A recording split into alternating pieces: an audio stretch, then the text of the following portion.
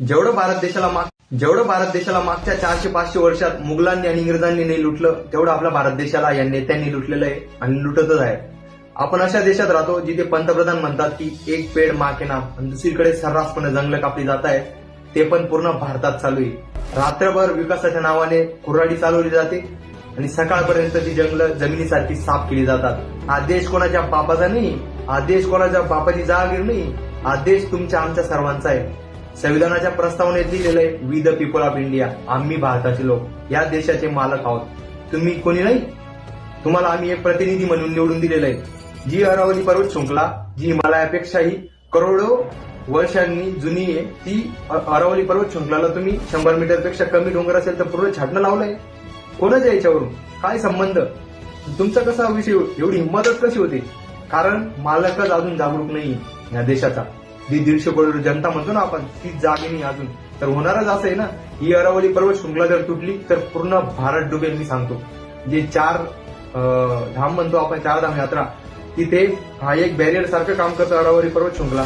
जो मान्सून येतो तिथे अडवला जातो. इकडे काही ठिकाणी बारिश होते, दिल्लीमध्ये होते.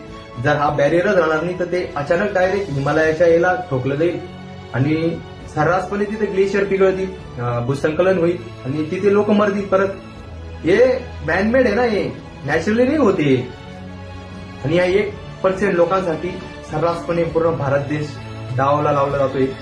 करोडो वर्ष जुनी अरावली पर्वत शृंखलेला संपवण्यामागे हे सरकार, जी हिमालयापेक्षाही करोडो वर्ष जुनी आहे, जेव्हा माणसाचं अस्तित्व सुद्धा नव्हतं. ही अरावली पर्वत शृंखला 692 किलोमीटरची लांबीची आहे, जी 4 राज्यातून जाते: गुजरात, राजस्थान, हरियाणा आणि दिल्ली हा केंद्रशासित प्रदेश आहे. दिल्लीचं जे राष्ट्रपती भवन आहे ते रायसीना पहाडीवर आहे आणि हा रायसीना पहाडी अरावली पर्वत शृंखलेचा एक भाग आहे. तिथे शेवट एंड होतो. या अरावली पर्वत शृंखलेत मोठे किल्ले आहेत, चित्तोडगडचे किल्ले, अजून काही किल्ले आहेत. नंतर सर्वात उंच शिखर आहे तिथे गुरु शिखर. नंतर तिथे आपले राजे महाराजे मोठे झाले, तिथे रक्त सांडलंय, म्हणजे इतिहास पुसण्यामागे. मग तुम्ही महाराणा प्रतापांचं घ्या, राणा सांगांचं घ्या, काय इतिहास आहे तो पुसण्यामागे सरकार बोलायलाच तयार नाही.